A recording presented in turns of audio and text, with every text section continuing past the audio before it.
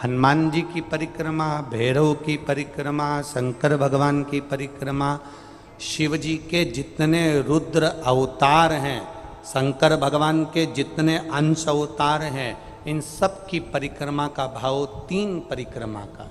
कितनी परिक्रमा? 3। काल भैरव, भैरव की परिक्रमा कितनी होती है? जम के बोलो, 3। हनुमान जी की परिक्रमा कितनी होती है? 3। शंकर के जितने अवतार, मेरे भोलेनाथ के जितने रुद्र अवतार हैं, मेरे शिव के जितने अवतार हैं, मेरे शंकर के जितने अंश अवतार हैं, उनकी सबकी परिक्रमा 3 है। सबकी परिक्रमा 3।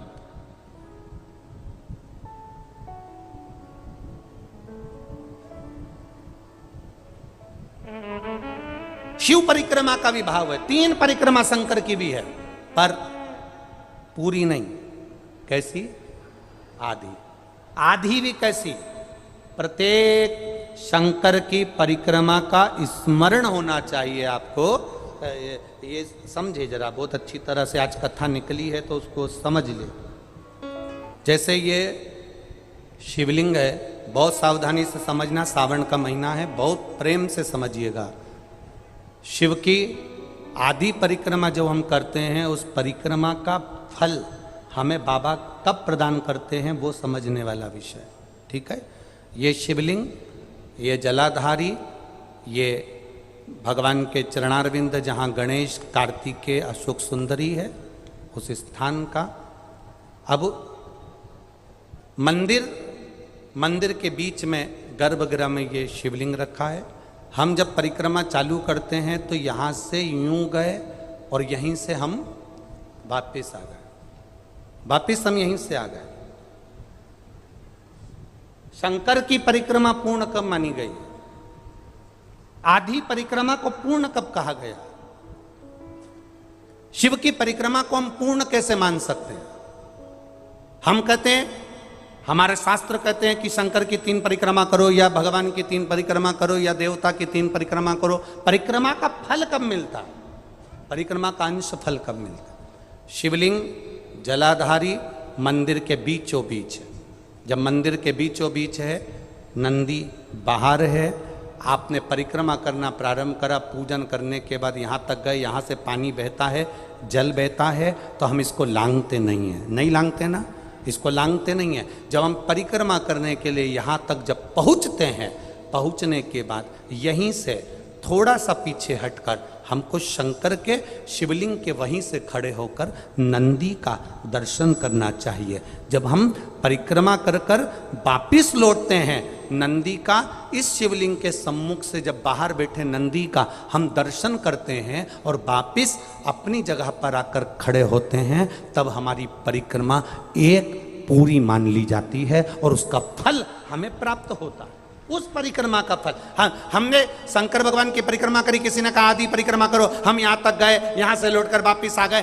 उस परिक्रमा करते समय हमने नंदी का दर्शन एक बार भी नहीं करा। अगर नंदी का दर्शन नहीं करा तो उस परिक्रमा का कोई फल हमें प्राप्त नहीं हो सकता। उस परिक्रमा का कोई फल हमें प्राप्त नहीं हो सकता। अब 3 परिक्रमा हमारा वर्णन किया, तो 3 परिक्रमा क्या करोगे? यहां वापिस आओगे, यहां वापिस जाओगे क्या? बोलो जम के, वापिस जाओगे क्या? नहीं। 3 परिक्रमा शंकर भगवान की जो वर्णन करी गई, यहां से चले, यहां पहुंचे, पहुंचने के बाद आपने यहां शिव जी का शिवलिंग के वहीं से नंदी का दर्शन करा, फिर वापिस पलटे, फिर नंदी का दर्शन करा, फिर पलटे, फिर नंदी का दर्शन करा।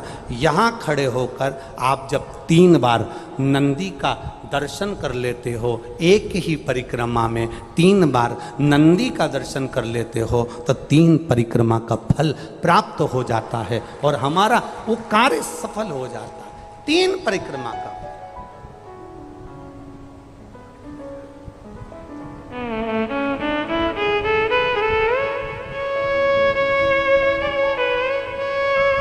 तीन परिक्रमा का फल हमें प्राप्त हो। शिव के जितने गण हैं, भगवान शंकर के जितने अंश अवतार हैं, रुद्र के जितने अंश अवतार हैं, भगवान शिव के जितने अंश अवतार हैं, उनकी परिक्रमा का क्रम की पंचमी, कौन सी तिथि? पंचमी, चाहे वो शुक्ल पक्ष की हो चाहे वो कृष्ण पक्ष की।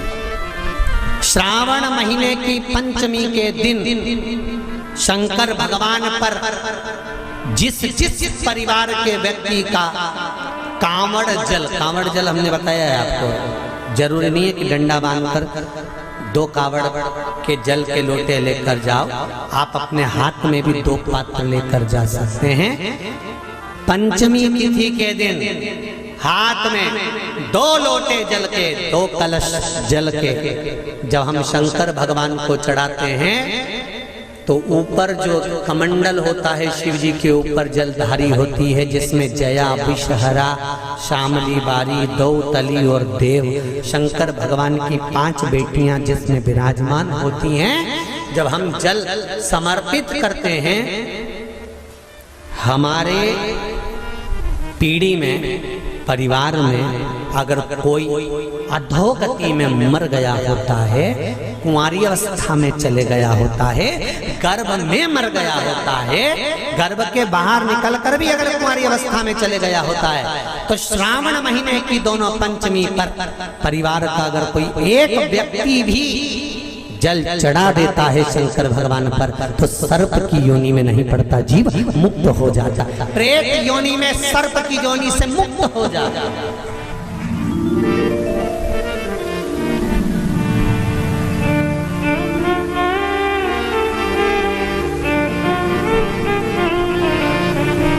महाराज, हमारे यहाँ सांपों की पूजन कौन से दिन होती है, कौन सी तिथि में करते हैं? जम के बोलो जरा।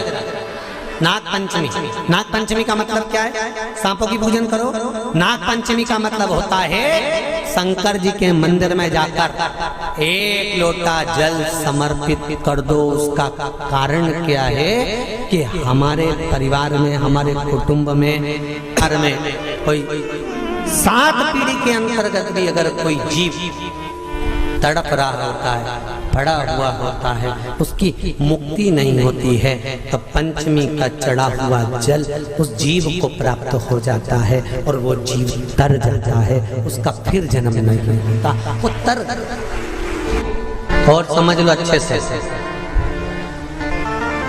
श्रावण महीने की पंचमी के दिन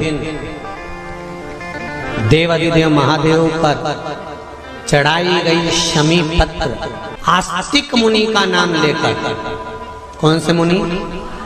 आस्तिक मुनि का नाम लेकर शमी पत्र को वापस उठाकर उसको अपने दरवाजे की चौखट पर कहीं पर भी या द्वार पर कहीं पर भी एक ओर रख देने पर घर के अंदर, बगीचे के अंदर सर्प प्रवेश नहीं करता।